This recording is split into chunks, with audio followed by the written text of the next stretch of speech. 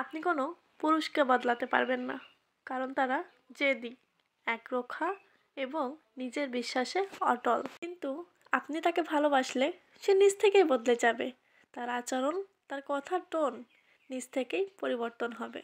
নারী শক্তিশালী কেউ না, সে শক্ত হতে গেলে ভেঙে যাবে, আর পেঁচাতে গেলে কেটে যাবে। সে মূলত কোমল পানির মতো তরল, এতটাই কোমল যে তার পরশে পৃথিবীর সবচেয়ে শক্ত এবং রাগী পুরুষটাও গলে যেতে বাধ্য। কখনো সংসারে অমিল দেখা দিলে আগে নিজেকে যাচাই করুন। দেখুন আপনার আচরণ নারী সুলভ আছে কিনা। আপনি কারো শখের নারী হওয়ার আগে ভাবুন আপনি তার শখের হওয়ার মতো তাকে ভালোবাসতে পারছেন কিনা। তালাক হয়ে যাবে, সবাই উপস্থিত, সালিশ চলছে, তখনও কোনো স্ত্রী নারী হয়ে উঠলে কোমল স্বরে একবার পুরুষকে চাইলে স্বামীর পাহাড় সম রাগ নিমেষেই বরফ শীতল পানি হয়ে যায়। এটাই কিন্তু দাম্পত্য জীবনের রসায়ন। স্বামী স্ত্রী ছাড়া পৃথিবীর কেউ এর মূল কারণ জানে না। এজন্যই বলি, সমস্যা হলেই অন্য কাউকে সেটা না বলে নিজের পুরুষকে বুঝুন। সে বাহিরে থাকে, টাকা ইনকাম করে, অনেক রকমের লোকজনের সাথে তার ওঠা বসা, কোনো না কোনো কারণে তার মেজাজ বিক্ষিপ্ত হতেই পারে। নারীর কাজ যতই কঠিন হোক না কেন, তাকে সমাজ ফেস করতে হয় না। একজন পুরুষকে প্রতিনিয়ত সমাজকে ফেস করে চলতে হয়, যেটা নারীর প্রয়োজন হয় না। এর ফলে নিজেকে সংযত ও নিয়ন্ত্রিত রাখা একজন নারীর পক্ষেই সম্ভব।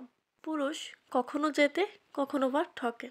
তার জেতাটা যেমন এনজয় করেন, ঠকাটাও মেনে নিন। সে কোথাও লস করেছে বলে তাকে বকাঝকা করবেন এমনটা নয়। হেরে যাওয়ার অনুভব তারও আছে, তাই তাকে সাপোর্ট দিন। সময় বুঝে কিছু পরামর্শও দিন। এই যে ম্যানেজ করার ব্যাপারটা, এটা শুধুমাত্র নারীদের মধ্যেই আছে। নারীরা চাইলেই পুরুষকে খুব সহজেই ম্যানেজ করতে পারে। একজন প্রকৃত নারী একজন পুরুষের শান্তি। প্রত্যেকটা পুরুষের জন্যই নারী তার মোহ। তাই দেখবেন আপনার নারী স্বরূপ আচরণের কারণেই পাথরের মতো পুরুষও আপনার ফোঁটা ফোঁটা ভালোবাসার সামনে নিজেকে বিলিয়ে দিতে বাধ্য হবে। তো যাই হোক, আজ অনেক বড় বড় কথা বলে ফেললাম।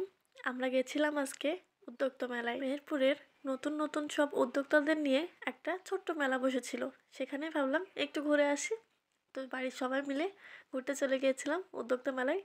অনেক কিছু কেনাকাটা করার ইচ্ছা ছিল, তবে এসে দেখি তেমন কিছুই ছিল না কেনাকাটা করার মতো। খুব সিম্পল সাধারণ কিছু জিনিস ছিল, পোশাক আর খাবারের জিনিসই বেশি ছিল। তো আমরা একটু খাওয়া দাওয়া করলাম, আর সাথে সব কিছু ঘুরে ঘুরে দেখছিলাম। পরে আমরা পৌরসভায় এসে একটু ফুলের বাগানগুলোও দেখছিলাম। আর এই যে বাচ্চারা ফুচকা চটপটি এগুলো খাওয়ার জন্য বায়না করেছিল, তো ওদের কিনে দিলাম, আমরা নিজেরাও খেলাম। আর তারপর আমাদের 3টা বাচ্চা ছিল, আর 3টা বাচ্চার জন্য 3টা বেলুন কিনে নিলাম। আর তারপর বাড়ির জন্য কিছু খাবার কিনে বাড়ি চলে আসলাম। ফুচকা চটপটি এগুলো যেহেতু আমরা খেয়ে এসেছিলাম, তাই বাড়ির জন্য চিকেন বার্গার এগুলো এনেছিলাম। আর বাড়ি আসার সাথে সাথে রামিসা তো চিকেন খাওয়ার জন্য চটপট করছিল।